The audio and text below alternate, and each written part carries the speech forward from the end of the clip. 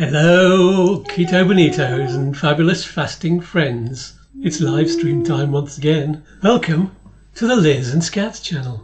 La la la la la la la la la la la la. I missed. Let's try that again, shall we? La la la la la la la la la la la la. Hey! Perfect. Don't know what I'm then. I haven't had any wine, I promise you, darling. Good grief. Well, good grief. What a way indeed. to start. Leave us a comment in the comments below. We love hearing from you, we really do. Do It's great. So today we are talking mainly about one subject, and that is fasting. Mainly because we've just finished a 72-hour fast. Yeah. So we're very mellow tonight, as you can probably tell. Can't even ting. We can't even ting. We've been intermittent fasting and prolonged fasting for about 5 months at least. 6 months now. So we regularly get questions and comments, don't we? Oh yeah, we do, yeah. Lots about fasting. Things like, fasting's weird, isn't it? It's just a weird thing to do. Not eating, that's weird. It's not normal. It's not the norm. No, So. it isn't these days. And some people say, no, there's no way I can do that. I'd be so tired, I'd be hungry. Can't do that. Why would anybody want to do I've that? heard that a lot. Or I can't survive without my food, or without my, I don't know, without my snack in the morning, or without something like that. Yeah. I've even heard somebody say, no, fasting is for monks and really strange religious people, isn't it? That's the Yeah. way it's portrayed in films, isn't it? Or on TV sometimes. It's somebody who I goes up a suppose. mountain and says, I haven't spoken for 40 years. No, there is that. Things like that. No, it's. I mean, I went to India a couple of years ago, and fasting is like every other week they do some sort of fast. Is that Hindu? Mostly where I was, it's mostly Hindus, and there's Sikhs as well where I was. But they did actually have a mosque as well, close to where we were. So there was quite a few different religions in that, and it's just like India's I like- think in the Western world it's a weird thing, but when you go sort Not of in the India. further east you go, it's the norm, really. Yeah. So we're going to start busting those myths. Yeah. And answer the questions and help you to find out why fasting is so absolutely fantastic for your health and your well-being. By the way, if you like what you hear on this video, then do click that like button and Please. subscribe and click on the bell. Ding! That'll help you to help us to help you, and things like that. Yes, that'll help us get more information to you. The clicking on the bell, make sure you get notifications. That'll tell you whenever we've got a live stream coming or there's a new video coming out, then you'll be able to catch up with us all the time and join us all the time. So Yeah. we will get straight on. And I've deliberately made this just about one topic so that we can keep it nice and short today, because every other week I've said this is going to be in half an hour, And we've gone and over. we've gone to about 50 minutes. So we'll keep it nice and tight. Here we go then. Fasting. Number one. What was it? Fasting. It's weird, isn't it? Fasting's really weird. Why do you want to do that? Fasting's weird. Don't do that. Well, I think it only seems that way because we're used to eating the way we do in our Western culture. This modern day diet's very recent, isn't it? Yeah, it's kind of since the war. We had a sudden boom in the 50s and the 60s, and suddenly people started putting on weight and getting heart attacks and more often strokes and things like that. And they came up with this idea that fat is bad. If you actually look back in history, you'll find out that it was the cane sugar companies who were putting money into the governments to say that fat is bad, because when you take the fat out of food, then they put sugar in. And this is where we had our problems. And that's been going on for a lot longer with the slave trade and getting the sugar over from places like the Caribbean. It was encouraged for people as people got more wealthy. And I think, you've never had it so good in the 50s that you had in America.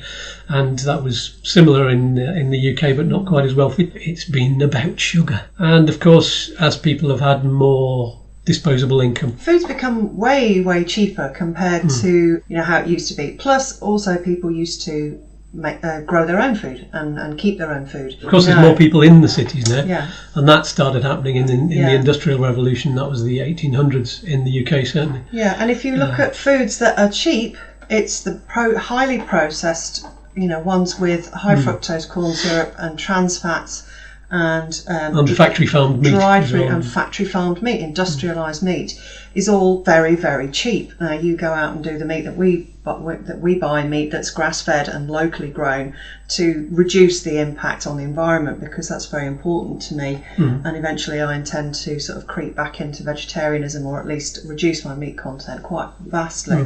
But that does actually make a huge difference. Food that you buy now is so much cheaper to buy rubbish food. It's driven by our stressful lives that we live, and that the sort of foods that we eat, these cheap foods, these processed foods, they're high carbs, they're high sugar, so they're addictive. They give you an instant appetite very quickly afterwards. We do have a video all about that. I think it's the Sugar is Bad video, which you can find on our playlist. We might put a link to that at the very end, or we might put it up there. And we're told by some people that fasting puts your body into starvation mode. That's why they think it's weird, but actually it doesn't. No. That's the answer to that one. It doesn't. No, well, there is one proviso, and that is that you have more than 5% body fat if you want to do any fasting. Any less than 5% body fat, you should not be fasting. And let us also tell you, fasting is tried and tested, not only in places like India, but there are people, sports people who fast. There are doctors who fast. Celebrities are now doing intermittent fasting. It's becoming like a part of the norm. I've seen magazine articles now with intermittent fasting, and a lot of them are doing keto now as well. Because they fit together so well. You end up in ketosis either way, really, especially on extended fasts. Yeah. So that's that. Number 2, there's no way I could do that. I'd be so tired and so hungry. Well, we've worked up to it. Firstly, yes, you wouldn't normally leap into, especially a prolonged fast. No. Actually, go into intermittent fasting. So you have, one meal a day one day, and then 2 meals a day the next, with a kind of an eating window of 6 to 7 hours, and you get used to it. You get used to where the hunger might come, and then our eating window is sometimes only 3 or 4 hours. So that's a 20-hour fast. And that means you've gone into autophagy for about 3 hours, which we'll come on to in a minute. If you're doing keto, of course, you only go into autophagy early if you're doing keto, because you need to be in ketosis, and then you might go into autophagy at around about 17, 18 hours. Yeah, so you'll be eating a lot less carbs. It's a lot easier to control your appetite if you're eating, especially less than 20 grams of carb a day, which is what puts you into ketosis. So the part of that question was about the hunger. So your appetite's reduced. Also, you'll get hungry, whatever kind of diet you're on. I got really hungry this fast. I don't know what happened. But it's not all the time, is it? It no, comes in waves. I think today was bad because I knew we'd be breaking today. Yeah. And psychological. And we didn't go out for a walk because it was heaving it down with rain today all day. So I think all those sort of psychological things, that I was just left to my own devices today. I should have kept myself a bit more busy. Should have taken my own advice. But and the other thing that stops you being tired is the hormones. You get a lovely calming hormone, but you get the endorphins. Yeah, I mean, the endorphins really only last for about the first 36 hours. And then by that time, your GABA's kicked in, which is a very kind of suppressing neurotransmitter, which actually stops you from worrying. It helps you to get a good night's sleep. I have slept, oh my God, the last 2 nights I've slept so well. The endorphins only last for a while, but if you actually go out and exercise, the endorphins kick in faster, so you actually can go much longer on an exercise or a walk, and far longer than you'd think you'd be able to go when you're fasting. Yeah. Fasting experts say you should be relaxing and contemplating and meditating. Don't do too much exercise. Even the people who normally lift weights and exercise and go on keto and fasting, they say just reduce what you do down to a bare minimum. So some people say I can't survive without food. To be honest with you, it's not really that long in our human evolution that we wouldn't have had food some days. I'm not talking within the last 200 years, but certainly very recently, in our evolution, we wouldn't have been able to eat every day. because we wouldn't have been able to catch the food or harvest the food or anything that like that. So we'd have had a big meal in the evening. That would have been it. So all you have to do is kind of take a bit of a history lesson, and our food has accelerated in its advancement, in its evolution far quicker than we have as human beings. You watch Dr. Sten Ekberg, for example, and he says you walk into a supermarket, the only thing that's real food is the first aisle, and that's it. The rest of it is junk. There's a bit of cream on the final aisle. Maybe. That's why we go all the way over there. Yeah. And butter. And that's it. Yeah. There's no other real food. The rest of it is just processed rubbish, and I'm starting to see that now. Yeah, the idea of not being able to survive without your food is about two things. It's about the fact that you're used to eating that way, and you'll get hungry if you don't have your food because your body thinks you've got to eat. Psychology again. It's the psychology of it all. And you're also used to the sugar crash. Yeah. So it seems like you'd be like that all the time. That's how you're imagining it's going to be, but it's not like that, because you're not having that volume of sugar anymore. And if you cut out all of those carbs and most of the carbs and all of the sugars, which is a good idea. Of course, if you're doing much easier. If you're doing keto, of course, then it makes fasting one hell of a lot easier. Yeah. Because you're already come out of that carb addiction. Well, hopefully, if you've been doing it for long enough, and you're not going to crave those things anymore. I mean, there's still every now and again I'll go, I could really do with a bit of toast, or I'd really love to have a banana. But other than that, I don't really feel that anymore. So, of course, fasting now for us is much, much easier. And I find not eating until 2 o'clock, 1 o'clock, 2 o'clock in the afternoon very simple, because the fat just sustains you for longer and your energy levels stay the same. And before, I'd have an energy dip because your body physically misses the carbs. So I'd have an energy dip and then I have to come back up again with eating some carbohydrates. But now that because you're burning fat, it's like a lovely low, slow burn. It's great. And I use that time in the afternoon to edit videos. Normally, a number of times I used to fall asleep in this chair because I just couldn't keep my eyes open with that lack of sugar. Yeah. But now I'm buzzing all the way, and sometimes I don't even get back in to have my dinner. So So there we go. Yeah. So what was the fourth thing? Oh yeah, fasting is for monks and strange religious people.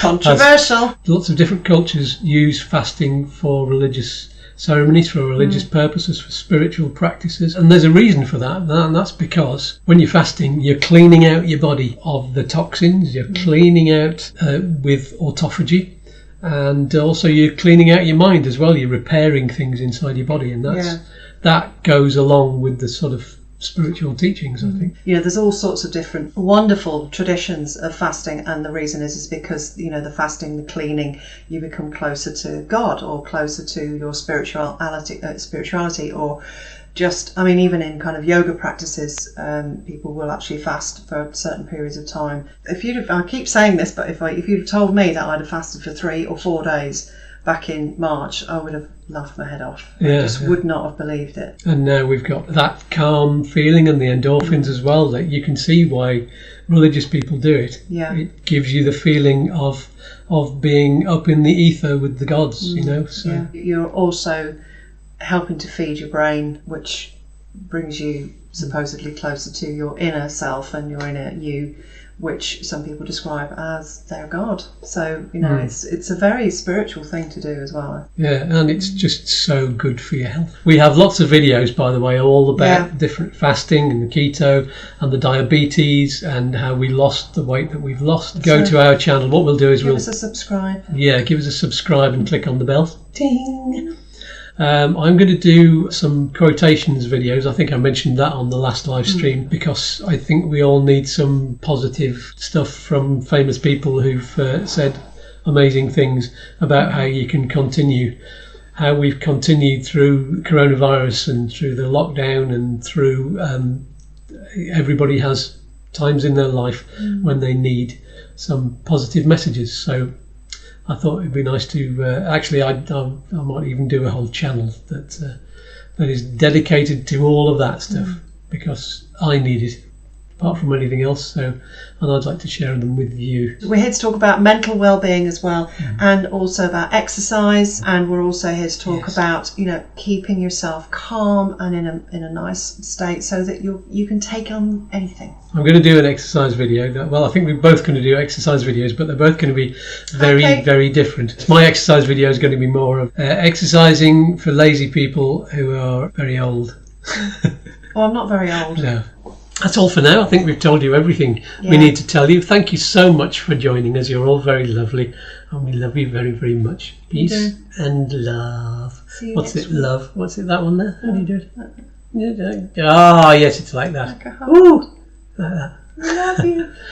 Yes. So, yeah, take care. We'll see you next week and on all of the videos during the week. Bye for now.